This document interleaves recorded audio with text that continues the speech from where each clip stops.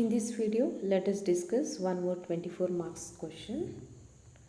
Just go through the problem. The Sahara Limited issued on 1st April 2013 1,012% debentures of rupees 100 each at par, repayable at the end of 4 years at a premium of 5%. So debentures are issued 1,012% debentures of rupees 100 each, issued on 1/4/2013, and these debentures are issued at a par price, but these debentures will be redeemable at a premium of 5%.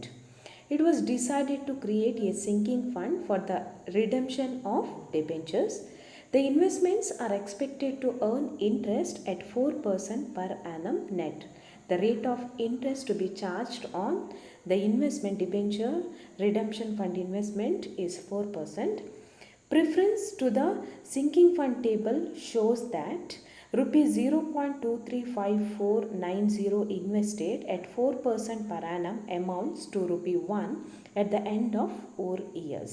Means in order to write off rupee 1 over the period of 4 years, we need to invest rupees 0.235490.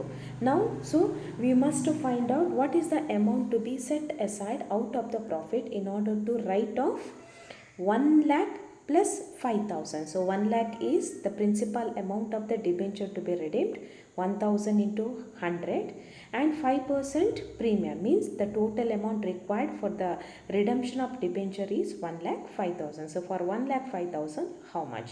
So ಇಲ್ಲಿ ತುಂಬ careful ಆಗಿರಿ. So ಈ ಪಾಯಿಂಟನ್ನೊಂದು note ಮಾಡಿಕೊಳ್ಳಿ. ಇಲ್ಲಿ ನೀವೇನಾದರೂ mistake ಮಾಡಿದರೆ ಇಡೀ problem ಏನಾಗುತ್ತೆ, ರಾಂಗ್ ಆಗುತ್ತೆ. ಇಲ್ಲಿ ಹೇಳಿದ್ದಾರೆ ಡಿಬೆಂಚರನ್ನು ರಿಡೀಮ್ ಮಾಡೋದು 5% ಪ್ರೀಮಿಯಮಲ್ಲಿ, ಡಿಬೆಂಚರನ್ನು ಇಶ್ಯೂ ಮಾಡಿದ್ದು ಪಾರ್ ಪ್ರೈಸಲ್ಲಿ, ರಿಡೀಮ್ ಮಾಡಿದ್ದು ಪ್ರೀಮಿಯಮಲ್ಲಿ. ಓಕೆ, ಸೊ ಪ್ರೀಮಿಯಮಲ್ಲಿ ರಿಡಮ್ಷನ್ ಮಾಡುವಾಗ ನಾವು ಈ ಪ್ರೀಮಿಯಮ್ ಅಮೌಂಟನ್ನು ಕೂಡ ಕನ್ಸಿಡರ್ ಮಾಡಬೇಕು. ಖಾಲಿ ನಾವು ಪ್ರಿನ್ಸಿಪಲ್ ಅಮೌಂಟನ್ನು ಕನ್ಸಿಡರ್ ಮಾಡಿದರೆ ಸಾಕಾಗೋದಿಲ್ಲ. Next, investments were made in multiples of rupees 100 only. So ಇಲ್ಲಿ ಕೂಡ ಕೇರ್ಫುಲ್ ಆಗಿರಿ.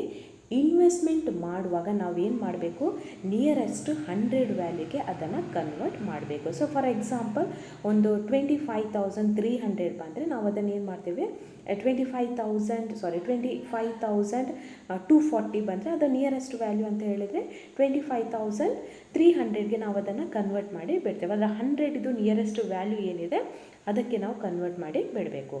On 31st March 2017, the balance at bank was rupees 37,000. So this is on the redemption date. After the 4 year, at the end of the accounting year, the balance at bank was rupees 37,000. Here the balance at bank on 31st March 2017 is given. So therefore we will prepare bank account only for the last year. And the investments were sold at rupees 78,400. So here the realized value of investment is given. It is 78,400. And the debentures were paid off. Prepare debentures account, sinking fund account and sinking fund investment account for 4 years. So here you should be very careful. Should be very very careful. ಇಲ್ಲಿ ನೋಡಿ, ಎರಡೇ type ಇದು problem ಬರೋದು. ಒಂದು previous problem ನಾವು last ಕ್ಲಾಸಲ್ಲಿ last ವಿಡಿಯೋಯಲ್ಲಿ ನಾವು discuss ಮಾಡಿದ ಪ್ರಾಬ್ಲಮ್. ಅಲ್ಲಿ ಏನಾಗಿತ್ತು ಅಂತ ಹೇಳಿದ್ರೆ, ಡಿಬೆಂಚರ್ಸನ್ನು ಪಾರ್ ಪ್ರೈಸಲ್ಲಿ ಇಶ್ಯೂ ಮಾಡಿದ್ದಾರೆ, ಅದನ್ನು ಪಾರ್ ಪ್ರೈಸಲ್ಲಿ ಏನು ಮಾಡಿದ್ದಾರೆ, ಅದನ್ನು ರಿಡೀಮ್ ಮಾಡಿದ್ದಾರೆ. ಬಟ್ ಈ ಪ್ರಾಬ್ಲಮಲ್ಲಿ ಹಾಗಲ್ಲ, ಪಾರ್ ಪ್ರೈಸಲ್ಲಿ ಇಶ್ಯೂ ಮಾಡಿದ್ದಾರೆ, ಪ್ರೀಮಿಯಮಲ್ಲಿ ರಿಡೀಮ್ ಮಾಡ್ತಾ ಇದ್ದಾರೆ. ಈಗ ಡಿಬೆಂಚರ್ಸನ್ನು ಯಾವ ಡೇಟಿಗೆ ಇಶ್ಯೂ ಮಾಡ್ತಾರೋ ಅದೇ ದಿನ ಅವರು ಏನು ಮಾಡ್ತಾರೆ, ಆ ಕಂಡೀಷನ್ ಫಿಕ್ಸ್ ಮಾಡ್ತಾರೆ. ಆ ಡಿಬೆಂಚರನ್ನು ರಿಡೀಮ್ ಮಾಡುವಾಗ ಪಾರ್ ಪ್ರೈಸಲ್ಲಿ ರಿಡೀಮ್ ಮಾಡಬೇಕಾ ಅಥವಾ ಪ್ರೀಮಿಯಮಲ್ಲಿ ರಿಡೀಮ್ ಮಾಡಬೇಕಾ ಅಂತ ಹೇಳಿ. ಓಕೆ, ಸೊ ಪ್ರೀಮಿಯಮಲ್ಲಿ ಏನಾದರೂ ರಿಡೀಮ್ ಮಾಡಲಿಕ್ಕೆ ಇದ್ದರೆ ನಾವು ಅಮೌಂಟ್ ಸೆಟ್ ಅಸೈಡ್ ಮಾಡುವಾಗ ಡಿಬೆಂಚರಿದ್ದು ಪ್ರಿನ್ಸಿಪಾಲ್ ಅಮೌಂಟ್ ಮಾತ್ರ ನೋಡೋದಿಲ್ಲ, ಫೇಸ್ ವ್ಯಾಲ್ಯೂ ಮಾತ್ರ ನೋಡೋದಿಲ್ಲ, ನಾವು ಏನು ಮಾಡ್ತೇವೆ ಅಲ್ಲಿ ಪ್ರೀಮಿಯಮನ್ನು ಕೂಡ ಕನ್ಸಿಡರ್ ಮಾಡ್ತೇವೆ. ಓಕೆ, ಇಲ್ಲಿ ಪ್ರಾಬ್ಲಮಲ್ಲಿ face value of the debentures ಎಷ್ಟು, 1,012% ಡಿಬೆಂಚರ್ಸ್ ಆಫ್ rupees 100 ಈಚ್ ಎಷ್ಟಾಗುತ್ತೆ, 1 lakh rupees.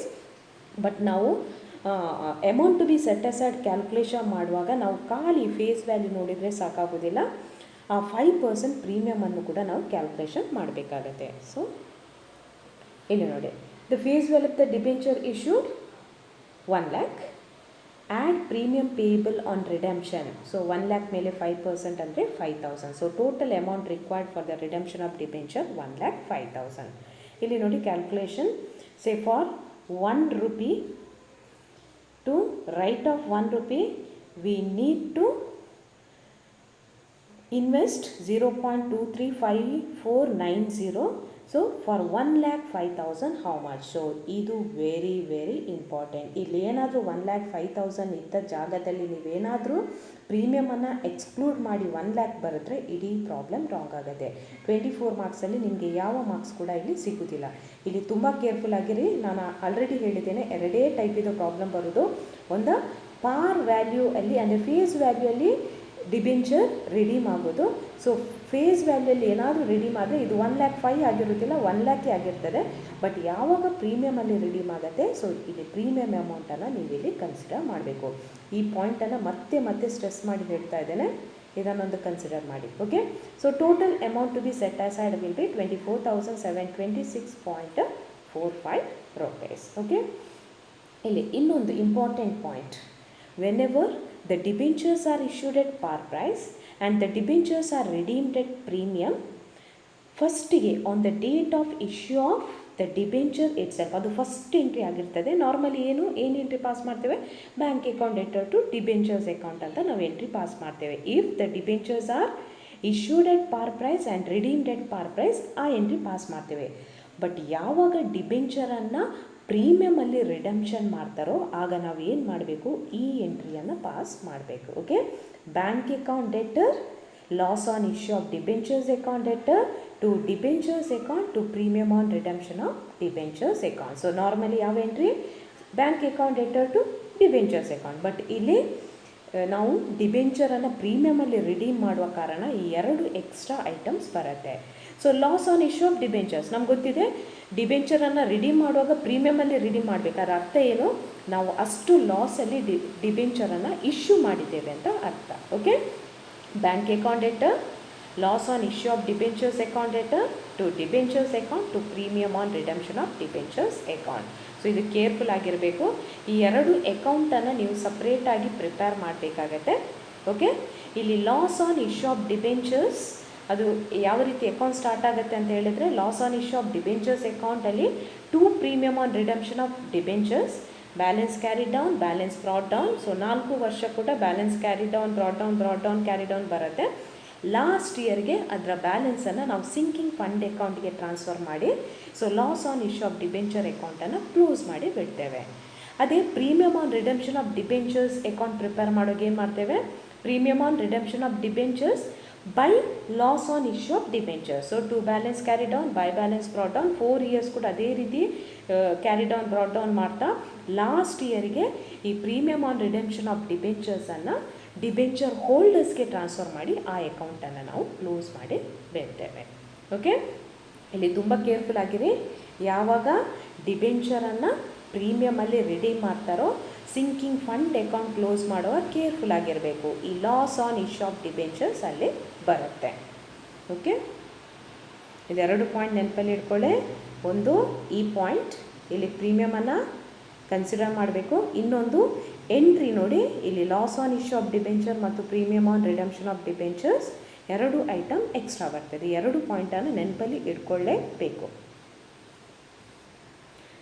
ಎಸ್, ನೆಕ್ಸ್ಟ್ ಇಲ್ಲಿ ನಿಮಗೆ ಪ್ರಾಬ್ಲಮಲ್ಲಿ ಒಂದು ಪಾಯಿಂಟ್ ಹೇಳಿದ್ದಾರೆ. ಇಲ್ಲಿ ನೋಡಿ, investments were made in multiples of ₹100 only. Investment ಮಾಡುವಾಗ ನಾವೇನು ಮಾಡಬೇಕು? 100 ಇದ್ದು ನಿಯರೆಸ್ಟ್ ವ್ಯಾಲ್ಯೂಗೆ ನಾವು ಇನ್ವೆಸ್ಟ್ಮೆಂಟ್ ಮಾಡಬೇಕು ಅಂತೇಳಿ. ಸೊ ಅದಕ್ಕೆ ನಾನೊಂದು ವರ್ಕಿಂಗ್ ನೋಟಲ್ಲಿ ಕೊಟ್ಟಿದ್ದೇನೆ ನೋಡಿ. Amount to be invested each year. Okay, ಇದನ್ನು ಲಾಸ್ಟಿಗೆ ಬೇಕಾದ್ರೂ ನೀವು ಪ್ರಿಪೇರ್ ಮಾಡ್ಬೋದು. ಸೊ ಫಸ್ಟ್ ಇಯರ್ಗೆ ನಾವು ಎಷ್ಟು ಅಮೌಂಟನ್ನು ಇನ್ವೆಸ್ಟ್ ಮಾಡ್ತೇವೆ ನೋಡಿ, ಇಲ್ಲಿ ₹24,726.45 ಇನ್ವೆಸ್ಟ್ ಸೆಟ್ ಅಸೈಡ್ ಮಾಡ್ತೇವೆ. ಓಕೆ, ಈಗ ನಾವು ಇನ್ವೆಸ್ಟ್ಮೆಂಟ್ ಮಾಡುವಾಗ ಅವರು ಪ್ರಾಬ್ಲಮಲ್ಲಿ ಏನು ಹೇಳಿದ್ದಾರೆ, ಅದನ್ನು 100 ಇದ್ದು ನಿಯರೆಸ್ಟ್ ವ್ಯಾಲ್ಯೂಗೆ ಕನ್ವರ್ಟ್ ಮಾಡಿ ಅಂತ ಹೇಳಿದ್ದಾರೆ.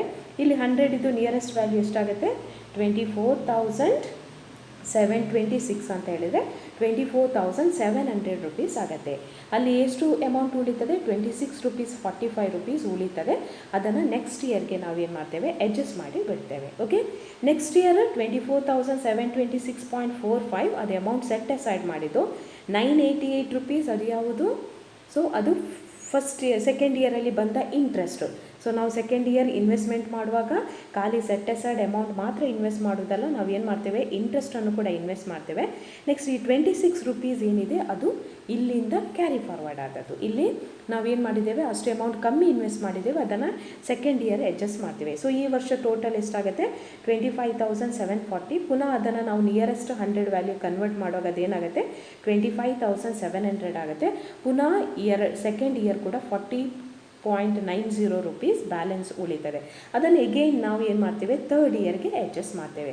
ಸೊ ಥರ್ಡ್ ಇಯರಲ್ಲಿ ಎಗೈನ್ 24,726.45 ಅದು annual set aside amount plus 2016 ಏನು ಅದು ಇಂಟ್ರೆಸ್ಟ್ ರಿಸೀವ್ ಮಾಡಿದ್ದು ಅದನ್ನು ನಾವು ಇನ್ವೆಸ್ಟ್ ಮಾಡಬೇಕು. ಪ್ಲಸ್ ಲಾಸ್ಟ್ ಇಯರ್ ಇದು 40.9 ರೂಪೀಸನ್ನು ನಾವು ಇಲ್ಲಿ ಅಡ್ಜಸ್ಟ್ ಮಾಡಬೇಕು. ಸೊ ಈ ವರ್ಷ ಟೋಟಲ್ ಎಷ್ಟಾಗುತ್ತೆ? 26,783.35 ಆಗುತ್ತೆ.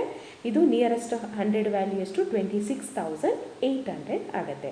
ಇಲ್ಲಿ -16.65 ರೂಪೀಸ್. ಸೊ ಇಲ್ಲಿ 783 ಇದೆ, ನಾವೇನು ಮಾಡ್ತೇವೆ? ಸೊ ಎಕ್ಸ್ಟ್ರಾ 16.65 ರೂಪೀಸನ್ನು ಇಲ್ಲಿ ನಾವು ಆ್ಯಡ್ ಮಾಡಿ ಬಿಡ್ತೇವೆ. ಆ್ಯಡ್ ಮಾಡಿ ಇನ್ವೆಸ್ಟ್ಮೆಂಟ್ ಮಾಡ್ತೇವೆ. ಆ್ಯಕ್ಚುಲಿ 4 ಇಯರ್ಸ್ ಇದೆ. 4th ಇಯರ್ ನಾವು ಇನ್ವೆಸ್ಟ್ಮೆಂಟ್ ಮಾಡೋದಿಲ್ಲ, ಬದಲಾಗಿ ಇನ್ವೆಸ್ಟ್ಮೆಂಟನ್ನು ರಿಯಲೈಸ್ ಮಾಡ್ತೇವೆ. ಅದರಿಂದ ಈ 4th ಇಯರಲ್ಲಿ ನೀವು ಯಾವುದನ್ನು ಅಡ್ಜಸ್ಟ್ಮೆಂಟನ್ನು ತೋರಿಸುವ ಅಗತ್ಯ ಇಲ್ಲ.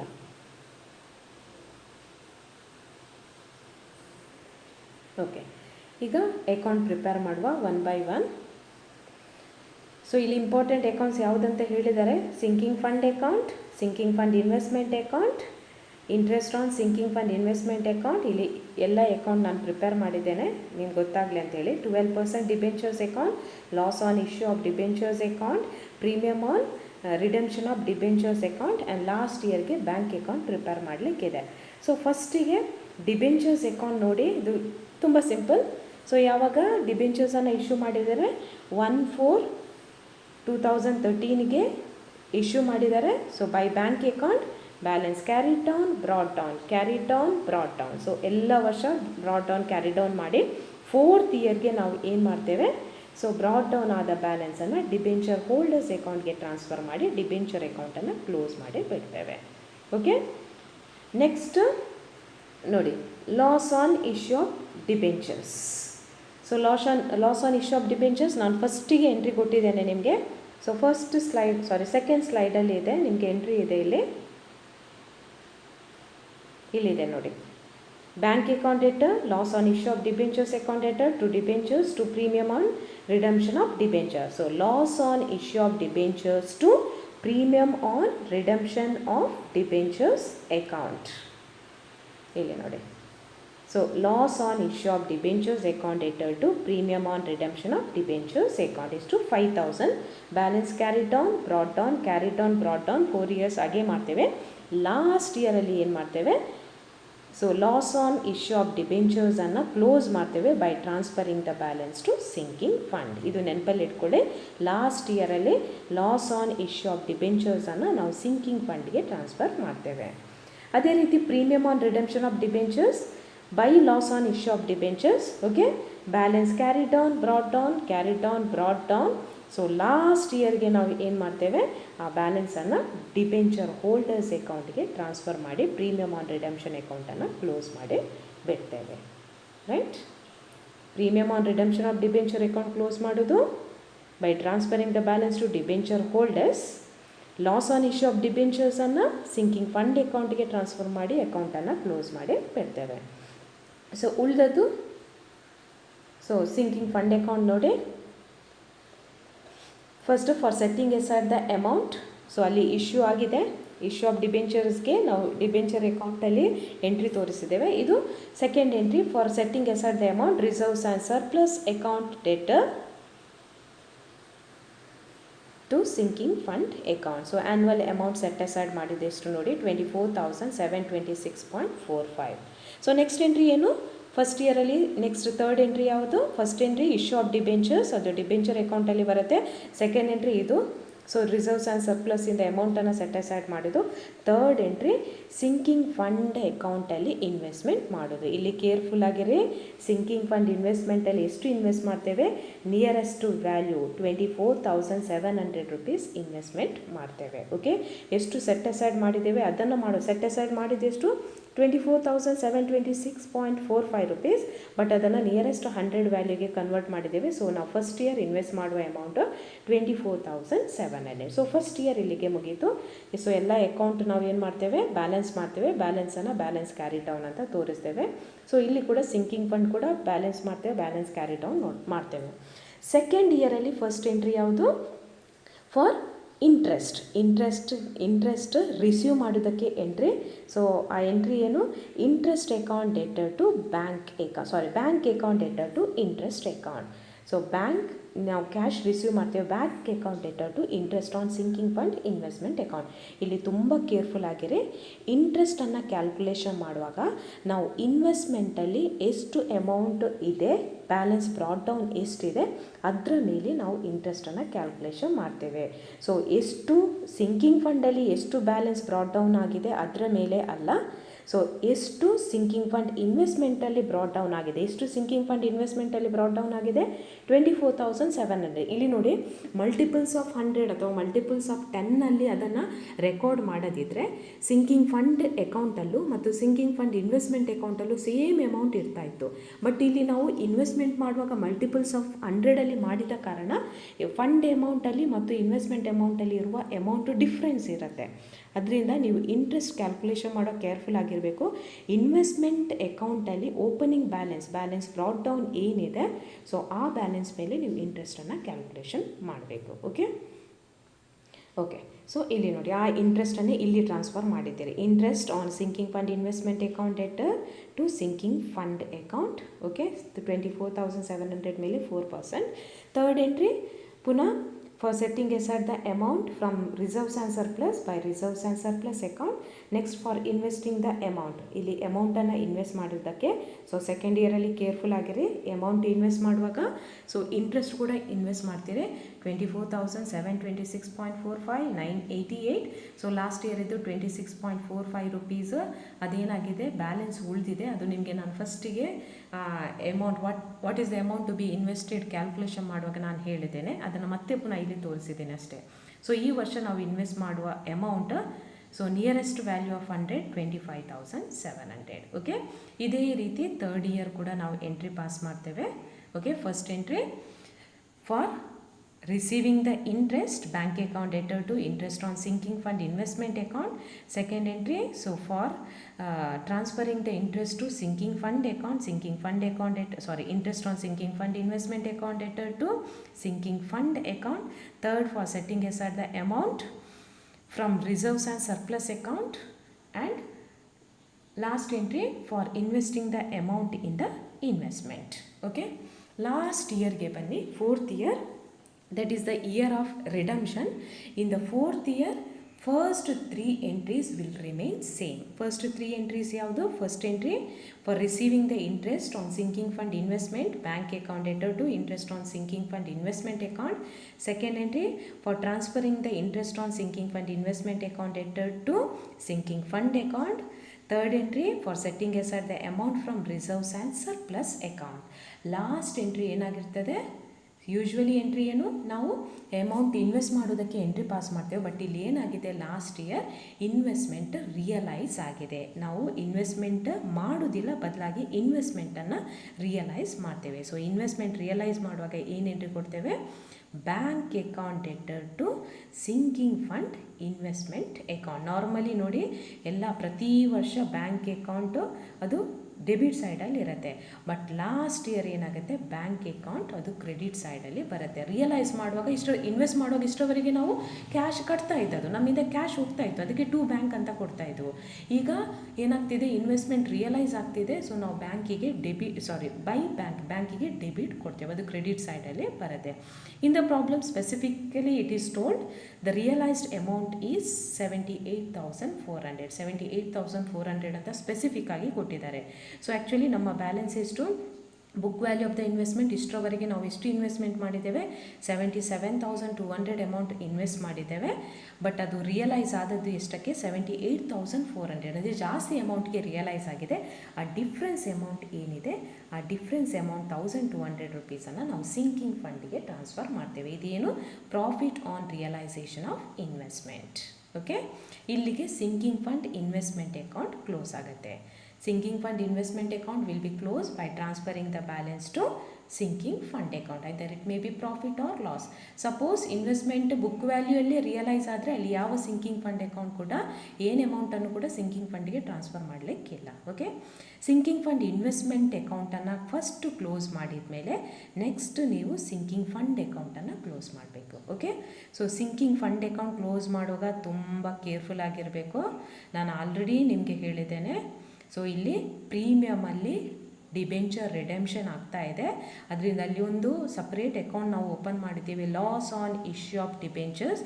ಆ loss on issue of debenture ಅಕೌಂಟನ್ನು ನಾವು ಹೇಗೆ ಕ್ಲೋಸ್ ಮಾಡಿದ್ದೇವೆ ಅಂತ ಹೇಳಿದರೆ ಸಿಂಕಿಂಗ್ ಫಂಡ್ ಅಕೌಂಟ್ಗೆ ಟ್ರಾನ್ಸ್ಫರ್ ಮಾಡುವ ಮೂಲಕ ಕ್ಲೋಸ್ ಮಾಡಿದ್ದೇವೆ. ಅದಕ್ಕೋಸ್ಕರ ಇಲ್ಲಿ ಸಿಂಕಿಂಗ್ ಫಂಡ್ ಅಕೌಂಟನ್ನು ಲಾಸ್ಟ್ ಇಯರ್ ಕ್ಲೋಸ್ ಮಾಡುವುದಕ್ಕಿಂತ ಮುಂಚೆ ಸೊ ಈ ಎಂಟ್ರಿಯನ್ನು ಪಾಸ್ ಮಾಡಬೇಕು, to loss on issue of debenture. Okay, ಆಮೇಲೆ ಇನ್ನೊಂದು ಎಂಟ್ರಿ ಯಾವುದು ಇಲ್ಲಿದೆ ನೋಡಿ.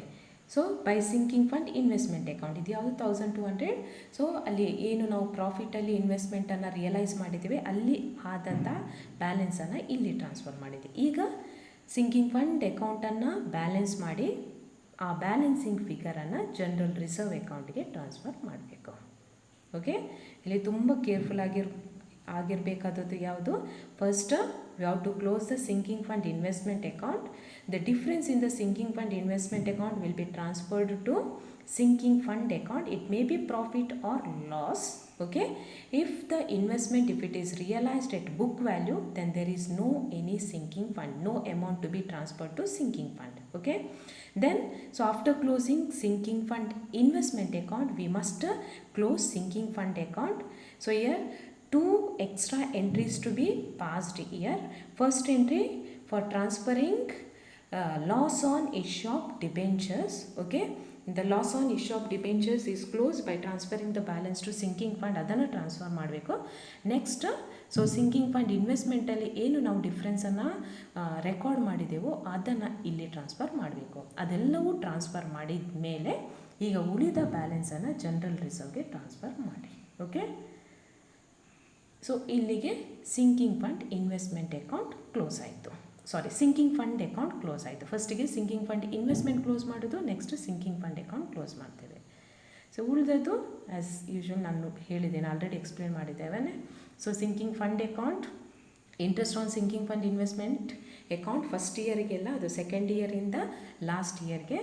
ಸೊ ಡಿಬೆಂಚರ್ಸ್ ಆಯಿತು, loss on issue of debentures ಆಯಿತು, premium on redemption of debentures ಆಯಿತು. ಈಗ ಬ್ಯಾಂಕ್ ಅಕೌಂಟ್ ನೋಡಿ, ಪ್ರಾಬ್ಲಮಲ್ಲಿ ಏನು ಹೇಳಿದ್ದಾರೆ, ಬ್ಯಾಂಕ್ ಬ್ಯಾಲೆನ್ಸ್ ಯಾವಾಗ ಕೊಟ್ಟಿದ್ದಾರೆ, 31st March 2017 ಕೊಟ್ಟಿದ್ದಾರೆ. ಸೊ ನಾವೇನು ತೋರಿಸ್ತೇವೆ, to balance brought down 37,000.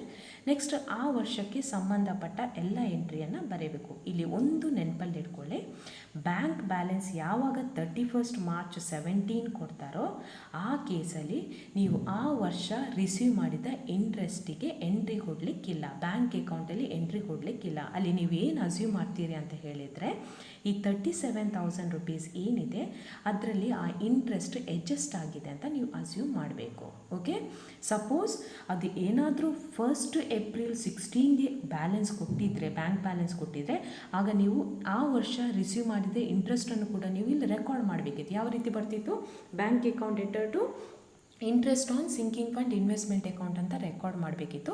But ಇಲ್ಲಿ ಪ್ರಾಬ್ಲಮಲ್ಲಿ ಸ್ಪೆಸಿಫಿಕಲಿ ಕೊಟ್ಟಿದ್ದಾರೆ bank balance on 31st March 2017 ಅಂತ ಕೊಟ್ಟಿದ್ದಾರೆ. ಆದ ಕಾರಣ ಇಲ್ಲಿ interest on sinking fund investment account receive ಮಾಡಿದ್ದಕ್ಕೆ ಇಲ್ಲಿ ಎಂಟ್ರಿ ನೀವು ಕೊಡಲಿಕ್ಕಿಲ್ಲ. ಓಕೆ, ಸೊ ನಾವೇನು ಅಸ್ಯೂಮ್ ಮಾಡ್ತೇವೆ, ಆ ರಿಸೀವ್ ಮಾಡಿದ ಇಂಟ್ರೆಸ್ಟ್ ಈ ಓಪನಿಂಗ್ ಆ ಬ್ಯಾಲೆನ್ಸ್ ಏನು ಕೊಟ್ಟಿದ್ದಾರೆ ಬ್ಯಾಂಕ್ ಬ್ಯಾಲೆನ್ಸ್ ಅದರಲ್ಲಿ ಅಡ್ಜಸ್ಟ್ ಆಗಿದೆ ಅಂತ ನಾವು ಅಸ್ಯೂಮ್ ಮಾಡ್ತೇವೆ. ನೆಕ್ಸ್ಟ್ ಉಳಿದದ್ದು ಆ ವರ್ಷಕ್ಕೆ ಸಂಬಂಧಪಟ್ಟ ಬ್ಯಾಂಕ್ ಎಂಟ್ರೀಸ್ ಯಾವುದು, ಒಂದು ಇನ್ವೆಸ್ಟ್ಮೆಂಟ್ ರಿಯಲೈಸ್ ಆದದ್ದು. ಓಕೆ, ಏನು ಎಂಟ್ರಿ ಕೊಟ್ಟಿದ್ದೇವೆ ನಾವು? Bank account enter to sinking fund investment account. What is the realised amount? 78,400. ಇನ್ನೊಂದು ಡಿಬೆಂಚರ್ ಹೋಲ್ಡರ್ಸ್ಗೆ ಪೇಮೆಂಟ್ ಮಾಡಿದ್ದು ಎಷ್ಟು? 1,05,000. ಸೊ ಡಿಬೆಂಚರ್ ಹೋಲ್ಡರ್ಸಲ್ಲಿ ಯಾವ ರೀತಿ ಎಂಟ್ರಿ ಬರುತ್ತೆ? By debentures account, by premium on redemption of debentures account to bank account ಅಂತ ಬರುತ್ತೆ. ಅಲ್ಲಿ debentures account close ಆಗುತ್ತೆ. ಸೊ ಆ ಡಿಬೆಂಚರ್ ಹೋಲ್ಡರ್ಸನ್ನು ಇಲ್ಲಿ ರೆಕಾರ್ಡ್ ಮಾಡಬೇಕು. 1,05,000 ಅವರಿಗೆ ಪೇಮೆಂಟ್ ಮಾಡಿದ್ದು. ಸೊ ಉಳಿದ ಬ್ಯಾಲೆನ್ಸನ್ನು ಬ್ಯಾಲೆನ್ಸ್ ಕ್ಯಾರಿ ಡೌನ್ ಅಂತ ತೋರಿಸ್ಬೇಕು. ಓಕೆ, ಬ್ಯಾಂಕ್ ಅಕೌಂಟ್ ನಾರ್ಮಲಿ ಅದು ಲಾಸ್ಟ್ ಇಯರ್ಗೆ ಮಾತ್ರ ಪ್ರಿಪೇರ್ ಮಾಡಲಿಕ್ಕಿರುತ್ತೆ. ಆ ಲಾಸ್ಟ್ ಇಯರಲ್ಲಿ ನೋಡಬೇಕು ಅದು ಓಪನಿಂಗ್ ಡೇಟಲ್ಲಿ ಕೊಟ್ಟಿದ್ದಾರಾ, ಕ್ಲೋಸಿಂಗ್ ಡೇಟಲ್ಲಿ ಕೊಟ್ಟಿದ್ದಾರಾ ಅಂತೇಳಿ. ಸಪೋಸ್ ಕ್ಲೋಸಿಂಗ್ ಡೇಟಲ್ಲಿ ಕೊಟ್ಟಿದ್ದರೆ ಆಗ ಇಂಟ್ರೆಸ್ಟ್ ರಿಸೀವ್ ಮಾಡಿದ್ದಕ್ಕೆ ಎಂಟ್ರಿ ನೀವು ಪಾಸ್ ಮಾಡಲಿಕ್ಕಿಲ್ಲ, ಆರ್ ಅದನ್ನು ಇಲ್ಲಿ ಆ ಅಮೌಂಟನ್ನು ಇಲ್ಲಿ ನೀವು ಕನ್ಸಿಡರ್ ಮಾಡಲಿಕ್ಕಿಲ್ಲ. So rest of the amount, rest of the entries ಯಾವುದೆಲ್ಲ ಬರುತ್ತೆ? ಒಂದು ಇನ್ವೆಸ್ಟ್ಮೆಂಟ್ ರಿಯಲೈಸ್ ಆದದ್ದು, ಇನ್ನೊಂದು ಡಿಬೆಂಚರ್ ಹೋಲ್ಡರ್ಸ್ಗೆ ಪೇಮೆಂಟ್ ಮಾಡಿದ್ದು. ಎರಡು ಎಂಟ್ರಿ ಮಾತ್ರ ಇಲ್ಲಿ ಬರುತ್ತೆ. ಓಕೆ, ಸೊ ಡೌಟ್ ಏನಾದರೂ ಇದ್ದರೆ ನನಗೆ ಮೆಸೇಜ್ ಮಾಡಿ ಕ್ಲಾರಿಫೈ ಮಾಡ್ಕೊಳ್ಳಿ. ನೀಟಾಗಿ ನೋಟ್ಸ್ ಬುಕ್ಕಲ್ಲಿ ತೆಕ್ಕೊಂಡು ಆನಂತರ ಎಕ್ಸ್ಪ್ಲನೇಷನನ್ನು ಕೇಳಿ.